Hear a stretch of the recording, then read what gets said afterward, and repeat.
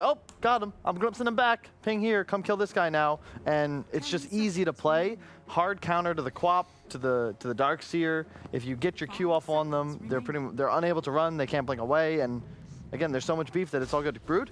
No. What is happening now? Well, I guess they got to disable, and that one more combo, that one, I just hope this game, which NaVi, by the way, won, but I hope that at least we can see one fight where it all comes together for Alliance, well, right before they lose, perhaps. Let's talk about this betting line here, just real quick.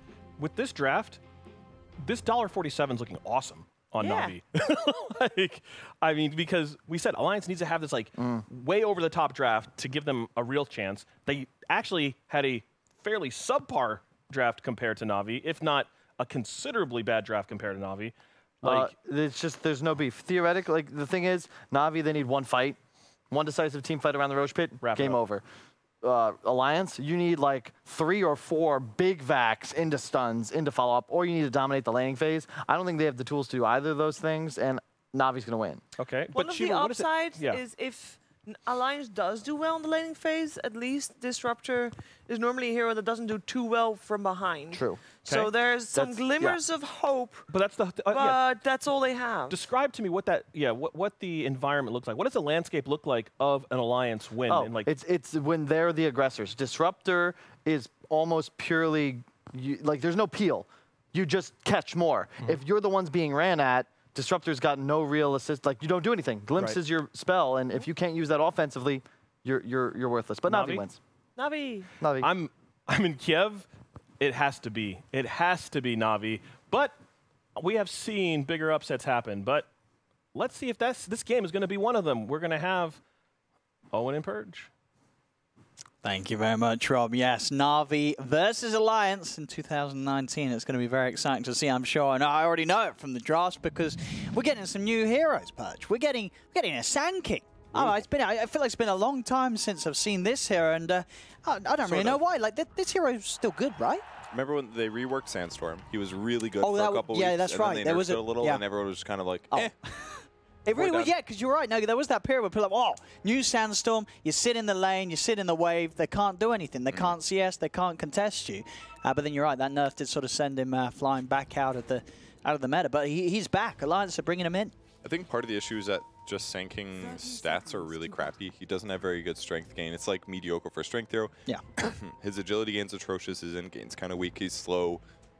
It's just like you don't scale as naturally well as a hero like Doom or many, many other offlane heroes that just get more agility and stuff like that. So I don't know. Like, he's got a stun, and that's really good, but you can do much better things with CK, arguably. So very curious to see how they make the Sand King work out this game. I mean, there's some other sort of underpicked heroes. The Disruptor coming in for Seneca. It's going to be very interesting to see what he can do. And, of course, that Queen of Pain mid for Alliance.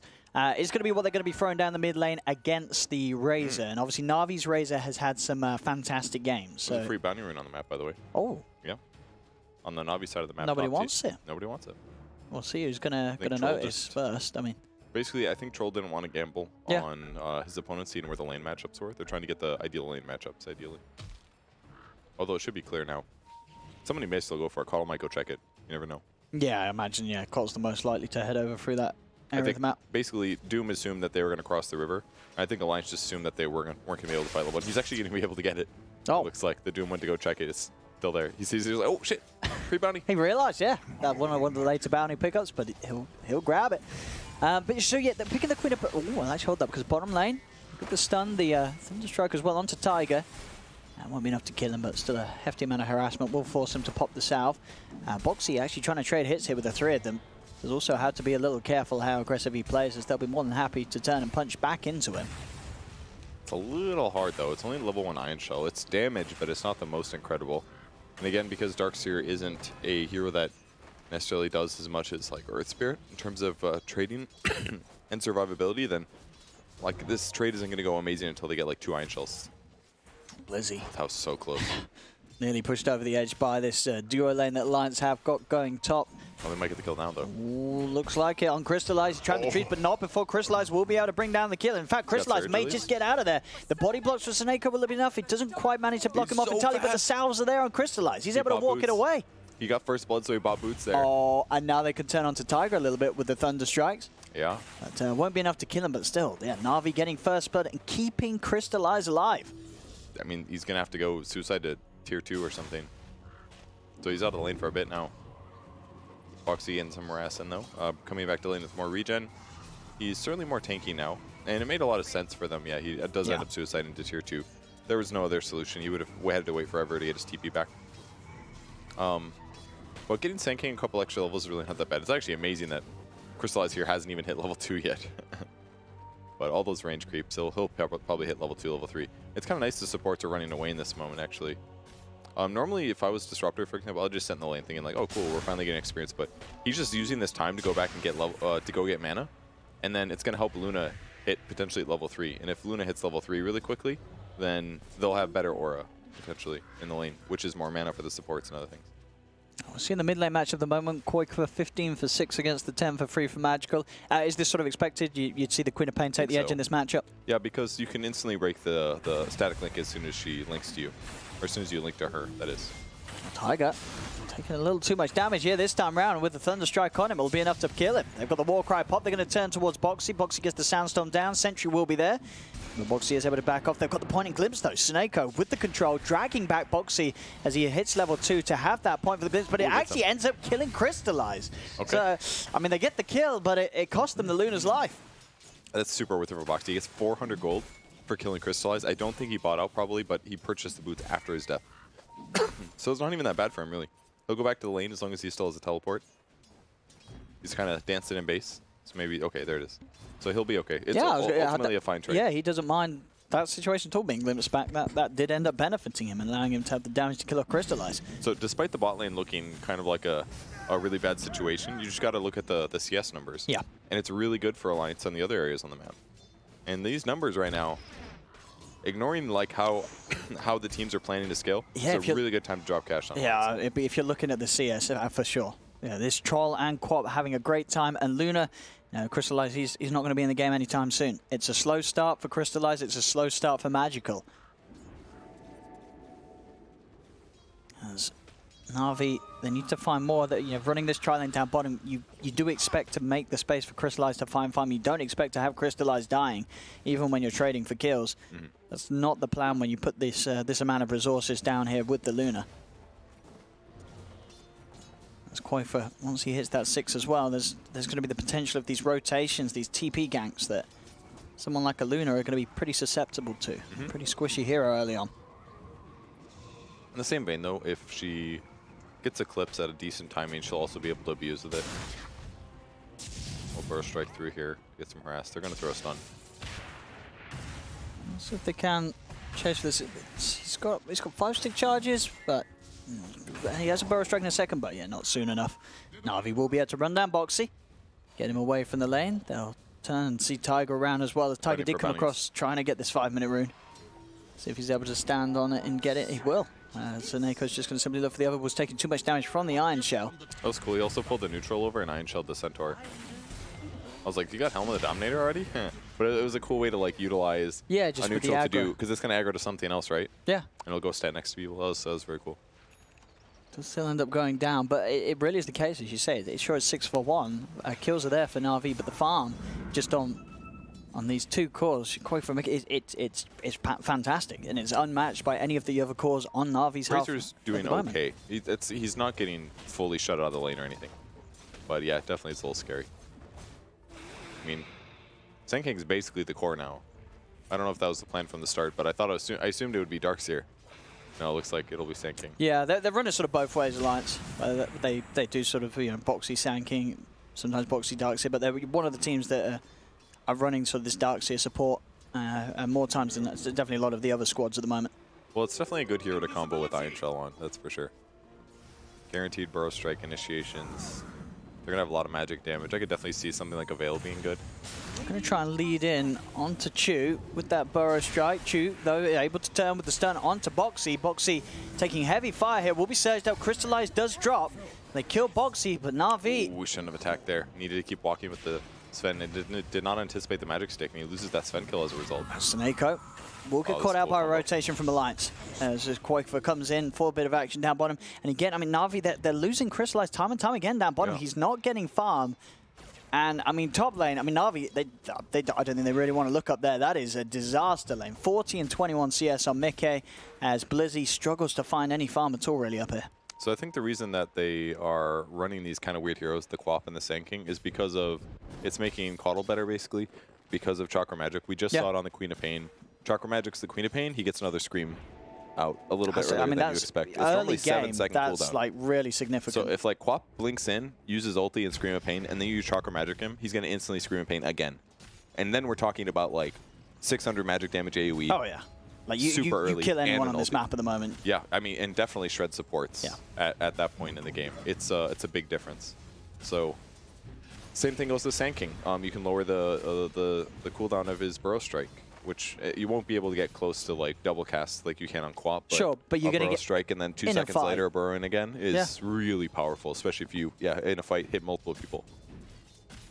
A lot of things that NaVi have to worry about this game. They have moved Chu now up to the top lane with sort of the intention of maybe putting some sort of extra pressure onto Mickey, but it's going to be hard. Mickey's got good items. He's got 2 Wraith Bands, Treads, Stout and a no, I was going to say Keeler, and Stout and a Quelling Blade.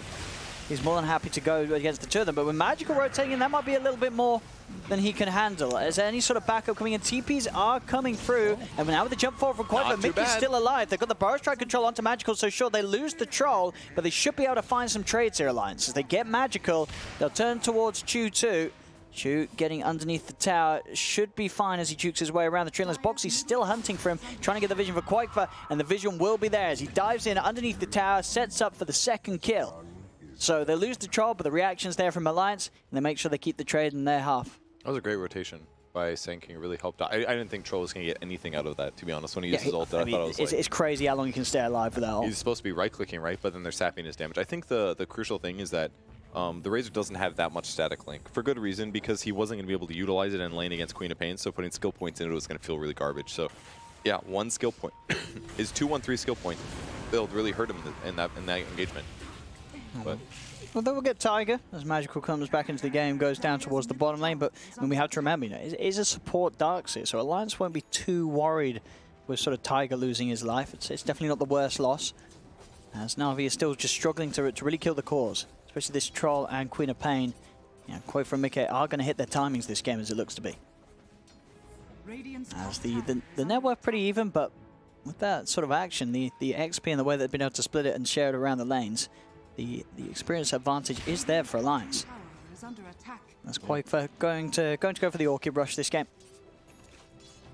Sounds like a good idea, especially with Chakra Magic, because it'll be able. It's basically another way to amplify your damage. I was thinking like Dagon or something, because like, oh man, you can burst heroes down, but Orchid is standard and still benefits from your double scream. Yeah. And they should. They're going to have good team fight combos as well eventually. I'm just glad we can see what Luna's health is. Okay, never mind. Oh. They are going to find Insenia. Insenia does get out the Will-O-Wisp in time. Blinding Light as well, slowing down the time it's going to take for NaVi to have any sort of chance of killing him. They'll glimpse it back too, but they're still stuck under the light. It's going to set up for a 3-man Burrow Strike from Boxy. Quakefa's in, but Quakefa does get doomed immediately. Another blast comes through. Epicenter's out from Boxy. They're trying to chase down Magical. Quakefa will fall, but again, it's going to be trades that favor Alliance. There's 2 dead on NaVi. Can they chase down Chu as well? That's the question. Insanius, yeah, Mickey's going to back off, doesn't want to chase for it, wants to focus on the farm. I mean, NaVi, they keep looking for these fights. They do kill cores, but every time they are losing Magical +1. I mean, I don't think NaVi was expecting the fight to be so hard, but Insania's ulti and Caudle play there was ridiculous. Yeah. Like, every spell off. As soon as he saw them coming, he was like, drop the ult. And he even waited. He didn't Blinding Light right away. He waited till they got close to it, and he pushed them out. So not only did they have to keep it attacking, but they have to walk back and keep attacking. So it was like, he just crazily min-maxed his hero in that fight. It was really well done. The power of the Keeper of the Light, a reason why we're seeing it being incredibly popular in sort of picks. Oh, Quakefa getting the tome ferried to him. I saw Insania buy it after that fight, but... Yeah, I mean, what's this just... It's most value to just boost the Quap's level at this stage of the game? You just really want this guy to get ahead? It is kind of cool if you think about it, because all of Quap's abilities lower cooldown as she levels up, so it makes Chakra Magic better. And the other support right now is Darkseer, and it doesn't really matter if Darkseer is level 6, to be honest, because each additional level is like a slightly better Iron Shell, and he's just going to jungle anyways. Yes, he's level 7 already. Actually didn't need the tome. That was Caudle using his ulti at that fight, having a great time. I think it's completely fine, actually, to Fairy to co-op this game. Maybe Sand King. Sand King also is really good with like, a couple extra levels, but I think it's fine the way they did it. It's going Tranquils into Blink Dagger, so definitely more of a support-like build. But it's going to make a big difference creating space. That's one thing they're missing as a frontliner. And much like in auto chess, Sand King can do that because stuns solve problems because they prevent your opponents from running at you and they stop their damage temporarily. And the combination, the Cold Darkseer and Sand King, it's a lot of setup to sort of hit these dream angles for Quakefoot to come in and find the Sonic Waves and hit multiple targets every single time. Sonic Wave's really good against Razor too when Razor's chasing. That'll be really effective at some point, I'm sure. Yeah, with the extra little bit of push. Yeah, so he's like jump, he starts chasing down when he hears just blink in front and push him away. Blizzy might be in trouble here. Yeah, very likely. Needs to body block a little bit. They need to get within Bro Strike range. Okay, they'll have it. Should be enough, yeah. The kinetic field is down. Blizzy will turn, gets the Doom off onto Quakefoot. Warcry there as well. Blizzy still alive, should tick down to the poison truck, and he does. They'll lose the kill. The Static Storm's out. The Epicenter and the Burrow is excellent from Box. He's straight and gets the double kill. Again, Insania just these balls of lights causing so many issues for NaVi as each and every time Insania's ready, hitting 3-4 heroes with it. The setup's more than there for the Sand King to go to work, and NaVi just can't succeed in the fights. You know, Sand King's one of those heroes where we just kind of overlooked. I mean, why would you pick Sand King when you pick like CK? That's exactly why. Like they're trying to hit that thing in between stuns, and he just AoE stuns everybody because they're going to be focused on the target. And the other cool thing about Burrow Strike is that despite it being like a baller AoE stun, it's a relatively low cooldown. So he can do that twice in the same fight. Oh yeah, easily throughout the duration of the Ignis Fatuus. Yeah, it's I mean maybe sort of this was what Sand King needed. The realization of teams to go, hey, this Coil hero is good. Sand King, combos perfect well. with it. And it combos well with Quap. It's just like it all just fits together really nicely. The laning stage was certainly more iffy than if it was like a Sand or like a Chaos Knight or something. Yes, yeah. But at this point in the game, it looks completely justified, and that's why Alliance picked it. Pretty cool. I mean, it even feels like I know he is going for the Blink Dagger, and obviously it's going to be great because he's a Sand King, but you can maybe even make the argument that he doesn't really need it because the setups from the Ignis Fatuus is more than enough. Not necessarily, because you know, having Blink, still, it facilitates, it makes your ulti so much better. Sure. You can interrupt TPs easier. You know, he really thought that guy was going to die. Chew with the deny is in there. That's all right. Mission accomplished or whatever. On top lane, Boxy, Tiger, they are to find Blizzy behind the tower. It's 11 for 11. I mean, it does look like it's only a 1k lead, but it just feels like so the potential from Alliance in these fights just seems that little bit stronger at the moment than what NaVi have. Well, on the bright side, Crystal has been farming really fast. The skill build that he went this game is all about hitting neutrals because he knew that at some point fighting and laning is not going to be easy because if that gank was on him, he dies even easier than Doom does because it's still going to be 1 to 2 Ion Shells on top of Luna. She's going to get killed every time she tries to push a lane. And that's one thing Alliance does really well. They're really good at fighting heroes. They're not good at pushing towers or split pushing. This is a bad time for a replay, unfortunately. But yeah, they just blink, Burrow Strike in, double Ion Shell. And there is a fight. It looks like it has gone bad. Yes, Boxy's going to fall. This time NaVi have taken the favorable trade. They only lost the Disruptor for that one. And they got that offlane Sand King. At least we got to see him being surged and teleported to his demise.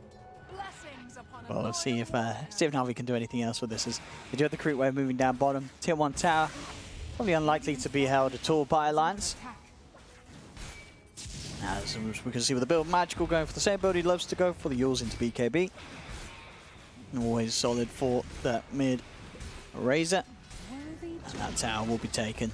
Their Alliance value bet is becoming less value right now, guys. They're realizing. They're realizing, hang on, Alliance is looking pretty hot, but it's a close game. It really is. It's a close game of the first match of the potential 3, so yeah, a lot can change. Sand King picking up a Bracer, I like that. Just get a little bit of magic resistance when you end up getting Eclipsed later. I'd almost like him to go something like a Blade Mail even. Maybe. On the SK? I'm not sure. Because you're going to jump in on like Eclipses and yeah, stuff. you are going to tank that damage. It all depends how rapidly the Luna picks up Black King Bar, though. I really like that Quakefoot is farming in this area. It's a little dangerous against a Disruptor and a Doom, I guess. Because if they spot you first, they're just going to do stuff like this. Like, oh, hey, we would love to have this kill. Yep. He doesn't have his ulti, though, unfortunately. He just got it off cooldown. It was so close, actually. and that would have been a guaranteed kill. Yeah. It was a good try, and he had to go for the glimpse then. Because he was going to lose, what, vision? Yeah, he was about to lose vision. Yeah. He would have either had the Thunder Strike first, but I think after Quap blinked, he would have been out of glimpse range probably. Because she was already pretty far away from the Disruptor, so. It was a good attempt by Seneko, but unfortunately it doesn't work out. And that's going to be a lost timing now, because now Disruptor, when he rotates again, he's not going to have his ulti, which is a pretty big loss. It's kind of how you want to play Disruptor, like show up to a lane, get a gank, and then go heal, and then go do it again when your ulti's up. Radiant's middle tower is under attack. And Yule's is the next plan for Sand King. Help him defend himself against things like Disruptor, Glimpse combos like we just saw. I mean, do you think that, now that he has got the Blink Dagger and they do have Epicenter, I mean, is it okay that sort of Alliance are sort of split up and still farming, or would you want to see them try and do something with this SK? Or can they afford to sort of just sit back, let the troll farm? I think it's okay to farm a little bit. I mean, they should still do ganks occasionally, but they're like, this is essentially one of their supports, just playing Darkseer in the off lane. So basically that lane's always pushed up. I mean, we just saw Quap farming the enemy side of the jungle, which is meant to limit resources from NaVi. It's not like they're not doing slightly aggressive things in this game. They definitely are. But it does scare me a little bit, because it reminds me of things like teams like Final Tribe doing. I think it's a little. They get stagnant. They get to a late-game circumstance and they don't pull it out quite. Yeah, and that's definitely a risk, I think, against a team like NaVi. I mean, as you said already, Crystallize is catching up in the jungle as the Luna. Magical also very much farmed on the Razor. But yeah, I imagine, waiting on some of these other key timings. As Quakefer, I believe, has got the Orchid complete, just needs to get it out to him. So Orchid on Quap ready to go. Even Sven's about to finish the blink though, so it's not like your opponents aren't getting items. No, yeah, and Navi's getting farm as well. Luna's getting ready for her BKB. She's queuing up now. Still got to farm like 3,000 gold, but she's got the other precursors. Mask Cabanas and the Dragonlance. I assume Troll's Battle Fury is finished, right? That's maybe one reason they don't want to fight right now, because their Troll did rush Battle Fury. And if that's the case, and he's not being pressured at all, yeah, he's get gonna, your next item. He's going to farm. Look, he's actually ahead of Luna by 800 gold. And there's not a lot of heroes that can do that normally, especially when Crystallize goes the build he did. Mid lane, they've got the control. Static Storm, glimpse back on Quakefer into the Doom. Needs 10 gold for Deny Orchid. him! No. Aye, Insania's got him. We'll be able to take that kill at least away from NaVi, but it is time where Quakefer's off the map, 45 seconds. That's a good trade. Assuming Troll's farming in the meantime, that's a good trade, I think. And it sounds like he is. Yeah, because I mean, it is hard for NaVi to make plays at the moment without Doom and Static Storm. So it's another timer that NaVi's got to wait on. The fact they'd use both was definitely not great for them. New creep friend over here. Oh, he went Whirling Axe's damage on the Troll this game. Interesting. Helps his farm, I guess. He's almost got his Yasha finished. Outside of the pit, Tiger. Then gone on a bit, pop the wall down, get the illusions out onto the two of them. They're going to bring the backup over as well as Mika tries to head in. Boxy's in straight away with the ultimate again. Insania having that control with the Ignis Fatus. It's 2 easy kills for Alliance outside of the pit. And they'll actually look to move into Roshan as well off the back of getting those twos. They know it's almost impossible for NaVi to do anything. There's no Static Storm, and there's no way that Sven and Razor are ready to run into this pit. Man, their heroes synergize so well together. Like, Vacuum Wall, they blink Burrow Strike with Sandstorm Epicenter, so the illusions are attacking. And just them being there is doing Sandstorm damage. And the Ignis Fatus keeps them there longer. It's crazy. It's like Ignis Fatus. They have insane area control with the lineup they have. Dare I say insane area control. I see what he did there. I mean, yeah, this Ball of Light's a problem. I don't know what NaVi's best plan is. I mean, obviously getting the BKBs, it's going to take a bit of time though, and until they have them, they have to be really careful about how they come looking for fights. As Insania is going to be ready pretty much every single time to turn them around. They don't really have any great way of getting to the backlines, getting to Insania, stopping him from getting the ult out. It's always going to be there in response. I mean, as long as Alliance is split pushing fairly safe, then they can just keep doing this. Just split push lanes. Don't try to take a fight unless it's time for them to do so with like these smoke movements. And that's what's pretty cool about their lineup, really. All of their heroes are good at split pushing safely. Sand King can do it safely. Darkseer can do it safely. Yeah. Caudle can do it safely. Quap is also pretty damn safe. She's only not safe because there's a freaking Disruptor on the enemy team. Yeah. And Doom. Like, if he gets a Yules or any sort of defensive item after, he's also going to be safe. So if Alliance doesn't want to fight, they've got pretty damn good control over that. Keep the game going. Keep the game going. Keep buying space for Mike to keep on farming on the Troll. I guess you have to imagine, though, if they do keep doing that to a certain extent. Would you say Navi's lineup is going to scale better ultimately? I mean, Navi's lineup is potentially good late game. Like, Luna's a great late game carry, but I don't feel like Luna's going to beat Troll late game. Sure. I might be wrong, but Troll's just a better single target carry. Luna's really good, but she's got mixes of AoE, you know? Alliance getting away with some towers here as they'll take the tier 1 tower bottom, move on to the tier 2. Navi actually is a full 5-man, positioning to take some towers at the same time up top. As they can also, of course, take them pretty quickly with that Luna. Alliance is going to take these two a lot quicker, and we'll see if Alliance do want to get back for any sort of tier 2 hold or what their move's going to be. As Navi just keeping the pressure on up top. Pings being made on to tier 2 mid.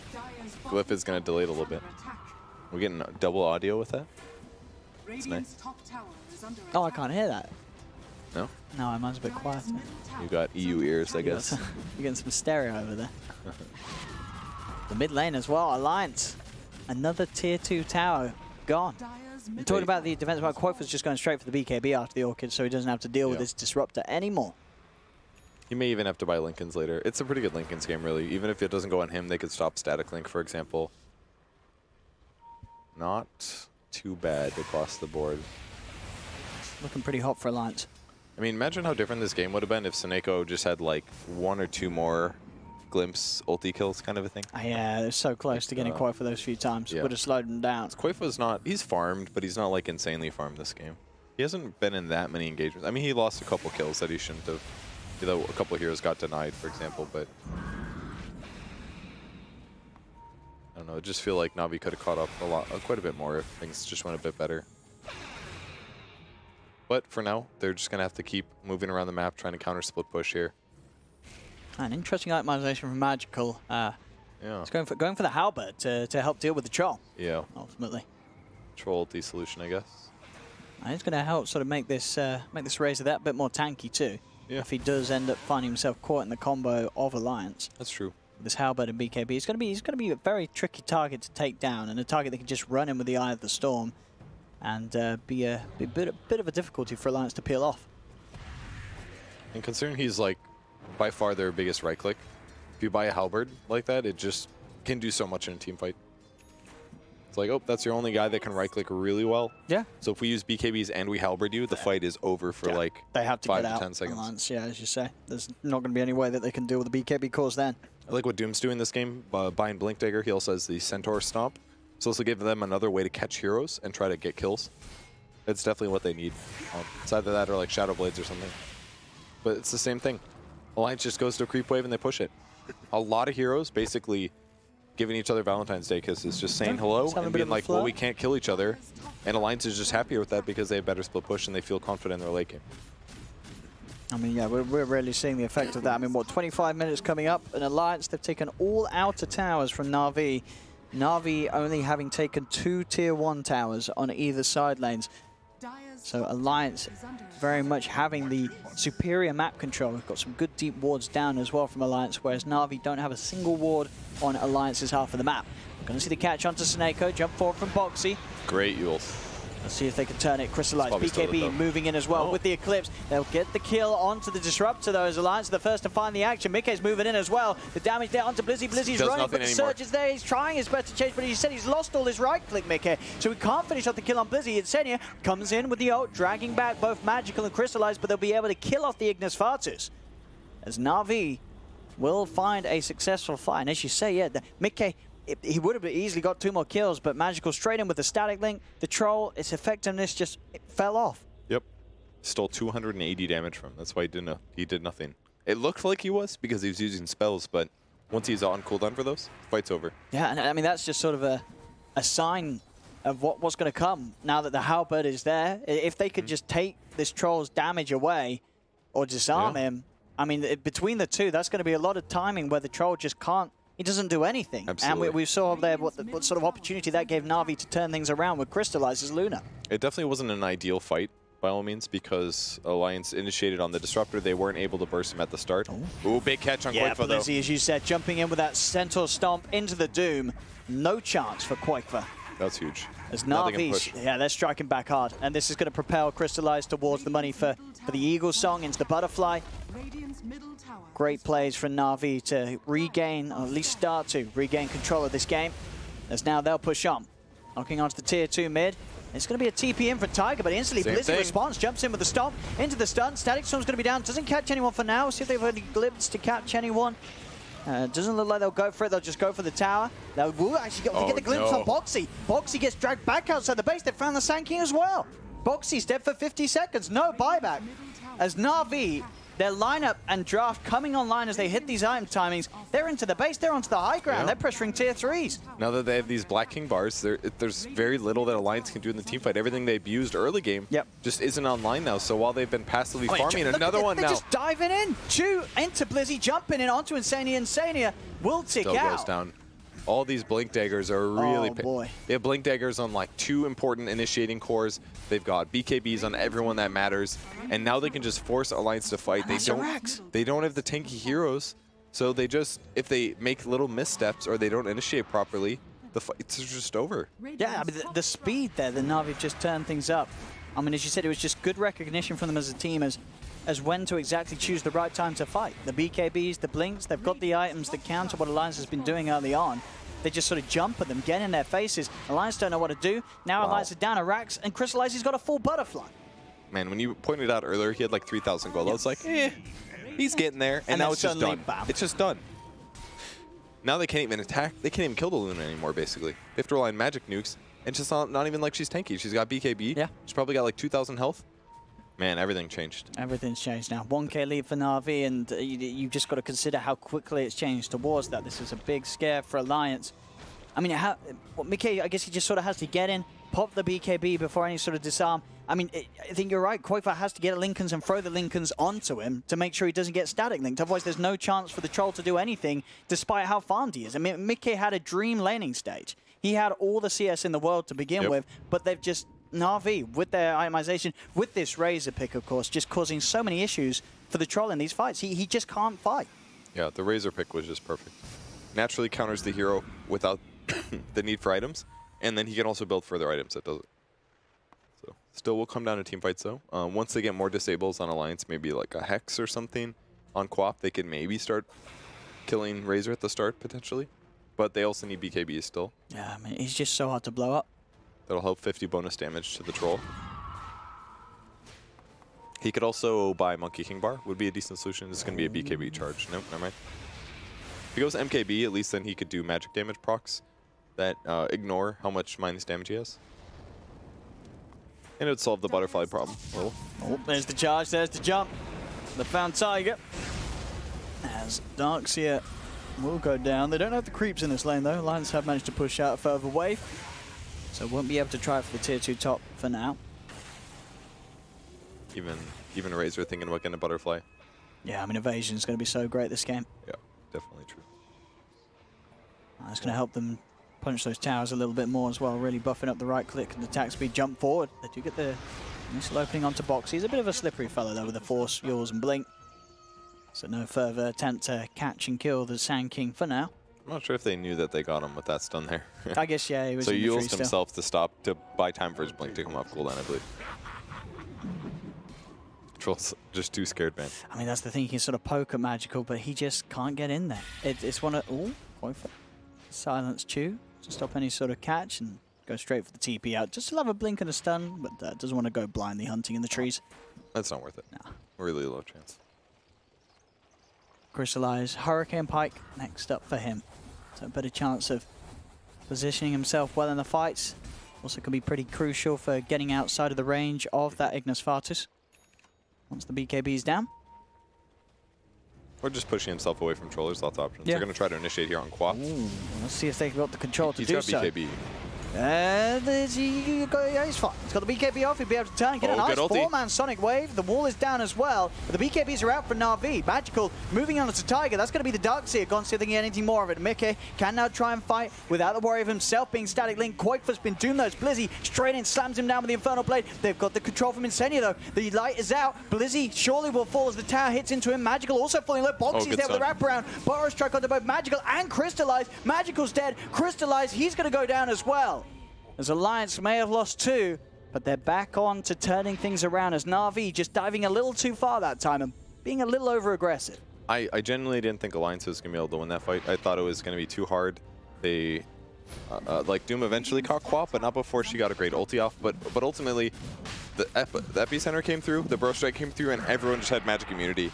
And Troll's sitting there, like, chasing heroes, like, please slow down. I'm trying to kill it. Please slow down. And then finally, his BKB ends, and he gets disarmed, and I'm like, oh, man. But at least he got the nuke talent for his skills. They were actually doing pretty impressive damage. It's some extra magical. I mean, his axes go up to, like, what, like... It's like 190 per ranged axe throw, and for the melee one, they're like a little bit over 300. That's pretty good. Yeah, it's like cool 500 AoE magic damage every, like, what is it, like 6 to 8 seconds or something? And you match that with the Chakra Magic, you know, that's more spammable abilities. That's like 1,000 AoE magic damage. It's actually pretty impressive. Like, they've thought about so much about this draft. Yeah. Every little piece works together. The only piece that doesn't work together is they don't have 5 Chakra Magics. They don't. No, only one person's going to get the benefit each time. As big items are now picked up. MKB done for Mickey on the troll. And also Chu, Sven, he's now got his own BKB, so he can afford to sort of run in with a little less fear of Alliance being able to turn things around upon him. Okay. Yeah, Quap's pretty behind now, 1-4 and 7. He's just been hitting creeps all game. I mean, the game slowed down so much for him. Just 1-4 and 7 on the KDA. I wonder if he should have done more to try to, like, get solo picks, kind of. Like, the way that Quap could have potentially played the early game is play around allies that are split pushing, basically, and then just appear. Like, for example, Sanking split pushing, and all of a sudden Quap links in and Orchids you, you know? Yeah. Didn't really work against Razor, and a lot of times we did see Razor against Sanking, and that's probably why he was the one split pushing against Razor, or against Sanking, because that way it would protect him if the Quap ganked.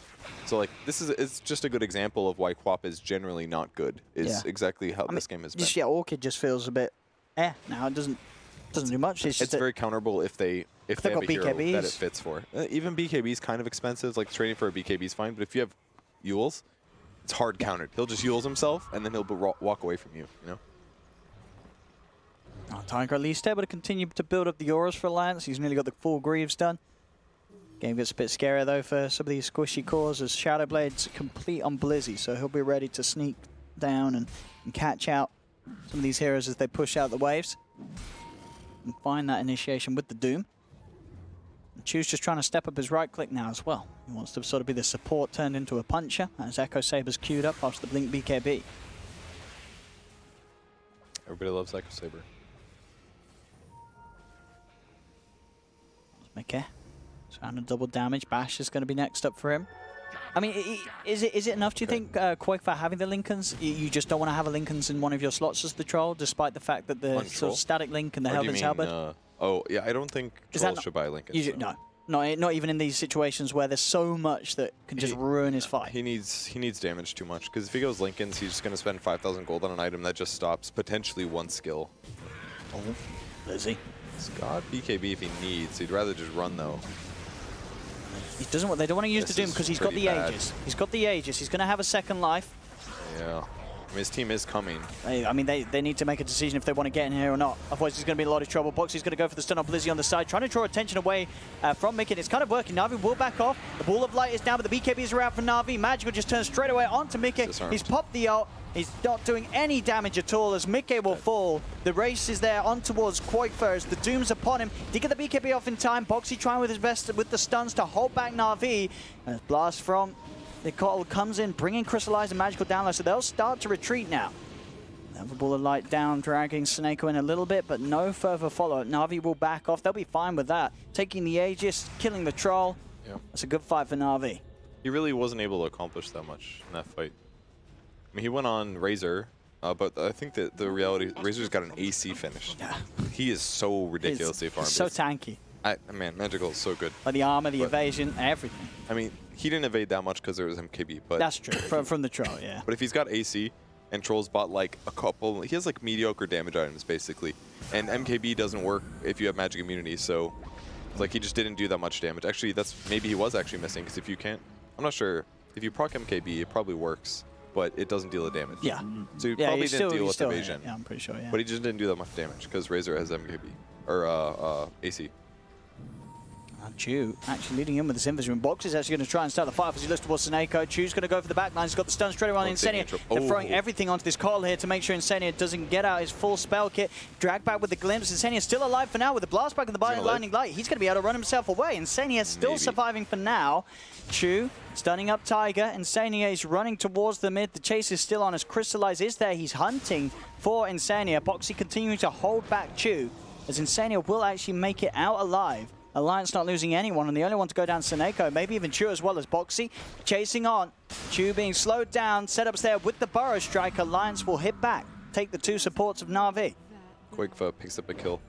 He'll be happy for that one, finally. Yeah, should give him pretty much the completed Lincoln Sphere now. Yeah, I mean, there's so much potential of growth for Queen of Pain this game, actually. Like, she's actually a pretty good right-clicking, spellcasting sort of core, but she needs to have kills to get there, and she's behind, obviously, so it's tough. I mean, I feel like Sand King's more farm than she is.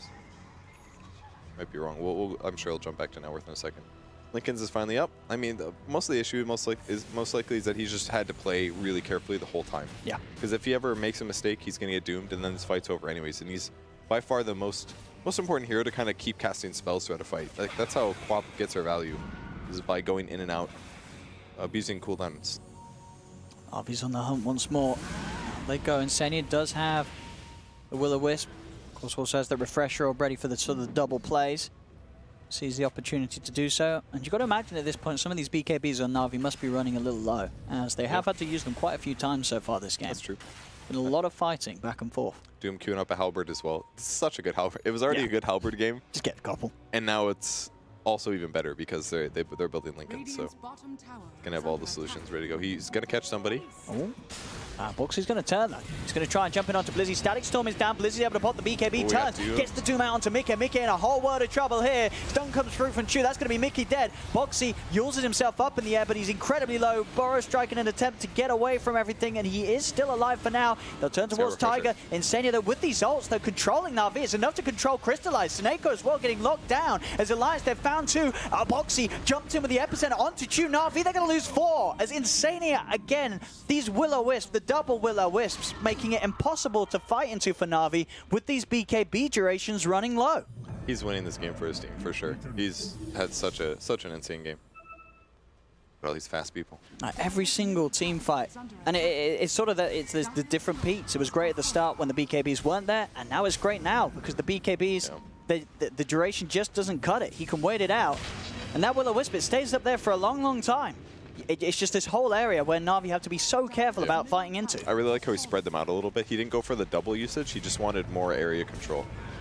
Oh, what a stun on 2. With the buyback from Magical. The follow-up for Chu onto 2 of them. Can they actually get the kills? They can't. It didn't do anything. They didn't have the damage in time to follow it up. They're too tanky on Alliance. They get out. It was the Pipe Greaves, I think, offsetting everything. Oh, they might catch one. No, Disruptor spots Quickfoot. Quickfoot thinking about getting a kill. The ward is going to help get vision for Glimpse, but no. They're a little too scared to chase. I mean, NaVi, they had to buy back on 2 for that. Chu and Magical. They do push Alliance away. They do keep the racks alive. That's costly. But so now 9k advantage for Alliance. The biggest lead we've seen so far this game at 40 minutes in, which has been quite a close one for the most part. I'm just surprised as well that Alliance won that fight considering how Troll just died right at the start. I didn't think it was going to be... Oh, that's nice play. He used Static Link to break the Lincolns, and then he used the Yules. Oh, it's a bad time. Yeah, no, I think you're right. It might have been a Thunderstrike, but... Or a Halberd. Or... It wasn't the Halberd. Oh, sure. So you didn't use that. Okay. But I wasn't expecting that. I'm bad, though, so maybe that doesn't mean me too. Don't worry, Kev. We'll be bad together. So is everyone in Twitch chat. We're all bad guys. Hey, at least we're not like Herald 5 or something, or Herald 7 or something. You play Empyrean? No, I just saw the video. I believe he was Guardian 7, actually, Kev. You know, come on, give him some credit. Herald 7 would be low. No, he was Herald 7. No, he was Guardian. He was Guardian 7, I'm pretty sure. I think you're reading an email where Toby claimed he was Herald 7, but Toby was lying. Which one's I'm defending my Ted It's the bronze. It's like brown. He's like the second lowest. It's bronze. Herald's the lowest. Herald is the lowest? Oh. Guardian is the second one. Yeah, I think Herald is like the brown medal and Guardian's the silver medal. All right, you're right. Yeah, yeah. So, you know, don't go flaming Ted. He's not a Herald. It was just if not that there's anything wrong with being a Herald Twitch chat, I'm just saying, I love you, whatever. It was his party MMR. It doesn't. It's not real. Party's always lower. Yeah, that's very true. My party is a lot lower, actually, than my solo. Yeah, mine's like at least 1,000. So. Yeah, mine's about 1,000 low as well. People try hard in parties, man. They do. You get those 5 stacks and whoa, here we go. Blizzy is on top of Tiger. Tiger, he did get the Lotus Orb out. He's got a Surge as well. Greaves pop. He used up in the air. I don't think there's any way he can run any longer as Tiger will fall. Darkseer is gone. He's tanked many a gank this game. He has. I mean, I guess this is sort of the strength of running a position for Darkseer. At this point, he's like an extra offlaner. Both him and tanking. I mean, they're at the same farm. Yeah, he's gotten a lot of gold this game. And it feels less bad for him to just kind of be AFK constantly. Because he's not AFK, he's always pushing lanes basically, but he can do it very safely. He can always get himself defensive, supportive items, and then now you don't have to have like an offlane hero that's sitting on like all these auras that are good items, but are good for your team and not individually good. No, that's a very good point. Yeah, you have a support that can farm it, and you can get much more better items for your slots that are going to benefit your individual gameplay. So, I mean, Seneco's got an item that helps his team. It's Earn, but that's it. That's it. Poor 875 gold. It's like, come on, dude, pull some weight. I mean, sitting low down there in the net worth, I believe he was on 3k gold compared to like Insania, he was on 12k. So it's a poor life. Oh, it's Ace. That's why. He's dead. Refresher Shardies are going to go to the Doom. Double Doom ready for Blizzy. Oh, he went Stormhammer cooldown. Cool. I guess that makes sense if you're playing support. Absolutely. I like that. I wonder if he'll go the stun duration too, though. I wonder if he goes for the Dispel. He did not. He went movement speed. Oh, okay. That was the best. But then I was thinking, is there actually anything to dispel? Yule Scepters. I think you should dispel the Iron Shell and the Surge. Iron Shell Surge, yeah. That would have been not terrible, but 30 movement speed is kind of a lot when you're support, I would argue. It's fine. He's making an okay choice. Yeah. Satanic ready to go. Crystallize queuing up MKB next to deal with a possible butterfly on Troll. Actually, Troll already gives mischance with blind, so kind of just need it anyways. Trying to catch the Sand King here. They might get Boxer.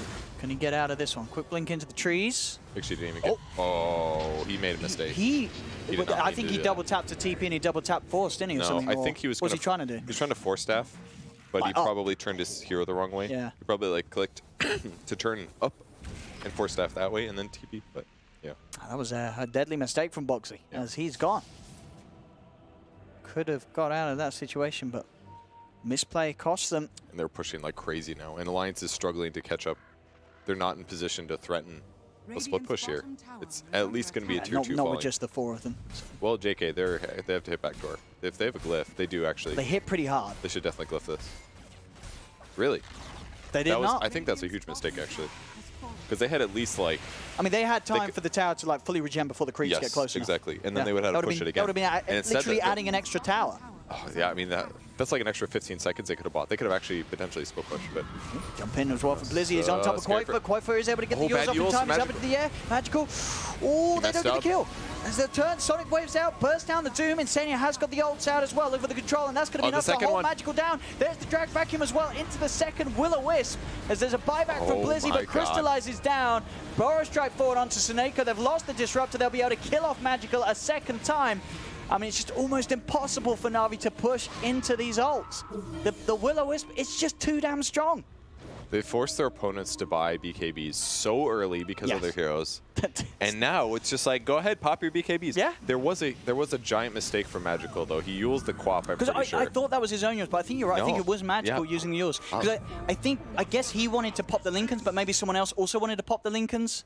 And then they just ended. That would make sense. Yeah. It was just everyone. I had heard that it got popped earlier, and I don't know if necessarily dooming the Quap would have changed the fight massively, but I think they're to the point where they need to doom Coddle actually, or just kill her. Yeah, Insania is so hard to deal with if he gets those 2 ults out. There's going to be mass buybacks from NaVi. They've had to use 3 buybacks for this fight. Blizzy jumps in, gets the double stomp. He does manage to get the Doom onto Mickey. Mickey getting dragged back as well, but the team of Alliance forcing him back. Stun comes out from Chew, holding Mickey down. Could the rest of NaVi get in on top of him, though, to do the damage? Mickey's still alive for now. They'll keep him back. Static Storm is going to trap Tiger, Crystallize and Chew trying to finish Tiger off, but they just don't have the damage. As Blizzy, he's dead now. That's a dieback on the Doom. Nobody going down on Alliance. Quaitfer's inside of the base, jumping forward, beating them back. NaVi, they've lost 3, they've lost 4. It's GG, it's game over.